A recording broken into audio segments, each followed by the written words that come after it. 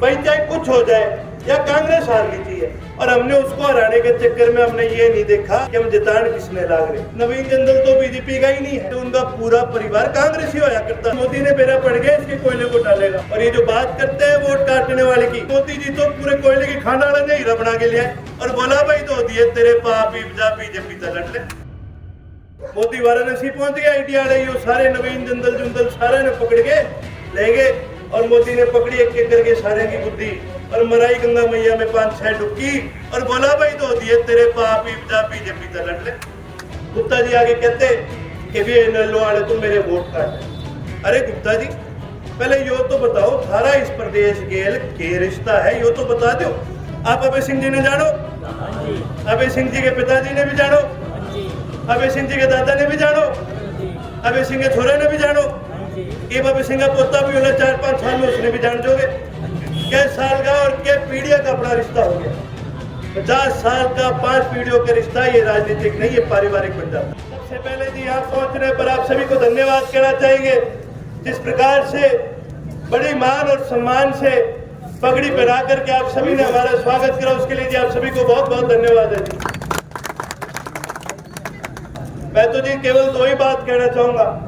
ये जो हमारी लड़ाई है, ये लड़ाई हमारी किसी एक व्यक्ति के खिलाफ नहीं, ये लड़ाई हमारी इस देश की एक बहुत बड़ी तानाशाह सरकार के खिलाफ। एक ऐसा तानाशाह जिसने इस प्रदेश के अंदर किसान और कमेरे की आवाज को दबाने का काम करा, किसान और कमेरे के हकों को दबाने का काम करा। भाई हम तानाशाह किसने कहे? उसे नहीं कहे आपा जो किसी की सुनता नहीं। तानाशाह उसने कहे जो जोर जबरदस्ती पे अपने कानून लोगों पर थोपे। तानाशाह उसने कहे भाई जिसकी प्रदेश की देश की प्रजा तंग हो रही और उसको फर्क ना पड़े। ये सारे गुण अगर हमने किसी में देखे तो ये मोदी में देखे। और आज सबसे बड़ा खतरा इनकी वजह से अगर किसी को है तो है देश के संविधान को। इसलिए हम सब ने मिलकर के फैसला करा कि भाई चाहे कुछ हो जाए ये बीजेपी हरानी बहुत जरूरी है। लेकिन मैं एक बात आपसे जरूर कहूंगा जी, ऐसा ही इस देश के अंदर माहौल 10 साल पहले बढ़ा। 10 साल पहले लोगों की जुबान पर एक चर्चा होया करती थी, कांग्रेस ने कई घोटाले करे थे, 2G स्कैम, कोल जी स्कैम, फलाना स्कैम, बहुत स्कैम करे इन लोगों ने। तो लोगों के मन में एक बात आ गई, भाई चाहे कुछ हो जाए या कांग्रेस हारनी चाहिए। तो उस टाइम हमने सोचा भाई किसी ने जिता दो, बस ये कांग्रेस ने हरा दो।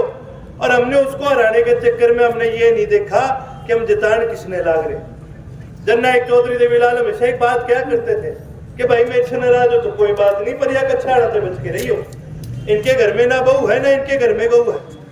ये ऐसे लोग हैं जो समाज के अंदर रहने वाले लोग नहीं। और यही हमसे गलती होगी कि भाई हमने कांग्रेस को तो हराना था, पर बदले में हमने एक ऐसी पार्टी बीजेपी को सत्ता में ले आए जिन्होंने इस देश के किसानों का बेड़ा गर्क कर दिया। आज पूरे देश के अंदर लोगों के मन में फिर ये बात आ गई, भाई चाहे कुछ हो जाए वो बीजेपी ने हराना है। मैं फिर वही बात कहूंगा, आप बीजेपी ने तो हराना है, पर ये बीजेपी क्या है ना हराने के चक्कर में अपने यो भी देखना पड़ेगा कि आप सही बंदे ने जितावांगे। तो मैं तो आपसे ये दरखास्त करूंगा कि भाई इस चुनाव में एक तीर से एक निशाना ना करियो, एक तीर से 2 निशाने मारियो। एक तो बीजेपी ने हराइयो और दूसरी तरफ अपने पसंदीदा कैंडिडेट ने आप जिताने का काम करो। और अगर सारे कैंडिडेटों में बात कर लूं, सारी जगह बात कर लूं, तो सबसे मजबूत अगर कुरुक्षेत्र में कोई है तो वह चौधरी अभय सिंह चौटाला। और ये सच्चाई की बात आप तो देख लो जी, चाहे दूसरे सारे कैंडिडेट देख लो। एक तरफ तो नवीन जिंदल जी है, पहली बात तो यो आपने भी बेरा और यो मैंने भी बेरा और ये सारी दुनिया ने बेरा। नवीन जिंदल तो बीजेपी का ही नहीं है, वो तो जन्मजात से उनका पूरा परिवार कांग्रेस ही होया करता था। और आज के नहीं बड़े कई पीढ़ियों से वो कांग्रेस के साथ जुड़े हुए होया कई। वो मोदी ने बेरा पड़ गया इसके कोयले को डालेगा, और ये इसके पीछे पड़ गया।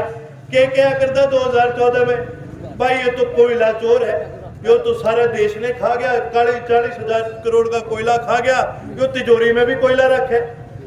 और इतनी बात कह के इसके पीछे लगा दी ईडी। फिर कई टाइम तब गया मोदी कहने लग गया कि भी हम तो 400 पार करेंगे, 400 कुकर पार कर देंगे, 400 आज इन पे कैंडिडेट नहीं है। तो फिर मोदी ने क्या करा, फिर मोदी ने ईडी वाले बुलाए, वो बोला नहीं करो, मैंने कई लोग ऐसे हैं जिनको चोर घोषित कर रखा है, ये बंदे सारा ने टोगे, सारा ने इकट्ठा करके तब नहीं करो वाराणसी ले आओ।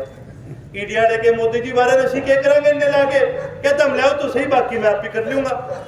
मोदी वाराणसी पहुंच गया, ईडी आड़े यो सारे नवीन जिंदल जुंदल सारे ने पकड़ के ले गए और मोदी ने पकड़ी एक एक करके सारे की बुद्धि और मराई गंगा मैया में 5-6 डुबकी और बोला भाई दो दिए तेरे पाप जा बीजेपी तो लड़ ले।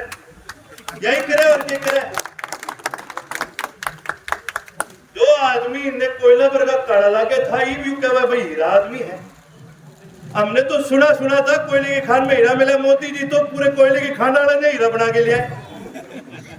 और वही दूसरी तरफ आज जो कांग्रेस के और आम आदमी के कैंडिडेट है सुशील गुप्ता जी, वो तो हमने और न्यारे देखे।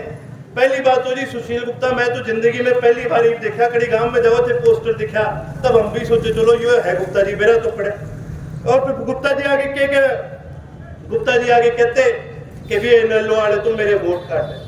अरे गुप्ता जी पहले यो तो बताओ थारा इस प्रदेश गेल के रिश्ता है, यो तो बता दो भाई, थारा काम कौन सा यो ही बता दो। मैं तो आपसे पूछूं जी, मैंने लाके गुप्ता जी आपने भी पहली बार देखे होंगे इस चुनाव में, पहली बार ही देखे यार। उसने लाइट थोड़े नहीं, मैंने कुछ नहीं दिख रहा, थोड़ा सा यूं कर ले। ये बात गुप्ता जी ने पहली बार देखे, चलो कोई बात नहीं। आप गुप्ता जी के पिताजी ने जान दोगे, जानो नहीं जानो गुप्ता जी के पिताजी ने, चलो कोई नहीं। गुप्ता जी के दादाजी ने जान दोगे, चलो गुप्ता जी के छोरे ने जान दोगे, चलो कोई नहीं। गुप्ता जी ने छोड़ो, ही मैंने अभय सिंह जी की बताओ, आप अभय सिंह जी ने जानो, अभय सिंह जी के पिताजी ने भी जानो, अभय सिंह जी के दादा ने भी जानो, अभय सिंह के छोरे ने भी जानो, ये अभय सिंह का पोता भी होना 4-5 साल में उसने भी जान दोगे। क्या साल का और क्या पीढ़ियों का अपना रिश्ता हो गया, 50 साल का 5 पीढ़ियों का रिश्ता। ये राजनीतिक नहीं, ये पारिवारिक बन जाता है। मैं तो आपसे यही कहूंगा कि आपको और हमारा बहुत पुराना नाता है। और ये जो बात करते हैं वोट काटने वाले की, आप उनसे ये सवाल करो। हमने खुले मंच पे ये बात कही थी, भूपेंद्र हुड्डा जी आप इस देश को खराब ना करो, हमने ये बात कही। आपको हमसे कोई द्वेष हो कोई बात नहीं, बाद में देख लेंगे। इस मोदी को हराना जरूरी है। आप वीरेंद्र मराठा जी को टिकट दीजिए, हम आपका पूर्ण रूप से, हालांकि हमारा कोई कांग्रेस के साथ भाईचारा नहीं है, लेकिन हमने ठोक के ये बात कही कि जी आप वीरेंद्र मराठा जी को टिकट दीजिए, हम पूर्ण रूप से उनका समर्थन करेंगे। लेकिन इसलिए साथियों कहीं ना कहीं हुड्डा परिवार ने बीजेपी के साथ कर ली सेटिंग और इन्होंने ऐसे डमी कैंडिडेट उतारने का काम किया जो एक वोट नहीं तोड़ सकते बीजेपी का। इसलिए जी आज बड़ी खुशी की बात है, हमें इस बात की बड़ी खुशी है कि वीरेंद्र मराठा जी ने ये फैसला कर लिया कि चाहे कांग्रेस टिकट दे ना दे, मैं इस चुनाव को लड़ूंगा, अपने समाज को आगे बढ़ाऊंगा। और हमें इस बात की बड़ी खुशी है कि चौधरी अभय सिंह जी डट करके और इन्हें लोग एक कार्यकर्ता डट करके आज उनके साथ खड़ा। भाई एक के बाद एक तीर दो निशाने, या बीजेपी भी हरानी है और मराठा जी ने भी जिताना है और चौधरी अभय सिंह जी ने भी जिताना है। यही जी मेरी आप सभी से प्रार्थना है।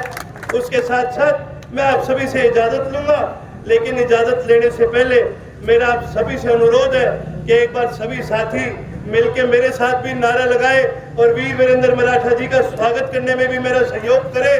जननायक चौधरी देवीलाल अमर है, चौधरी ओम प्रकाश चौटाला जिंदाबाद, चौधरी अभय सिंह चौटाला जिंदाबाद, लेलो पार्टी जिंदाबाद, एनसीपी जिंदाबाद, वीर वीरेंद्र मराठा जिंदाबाद।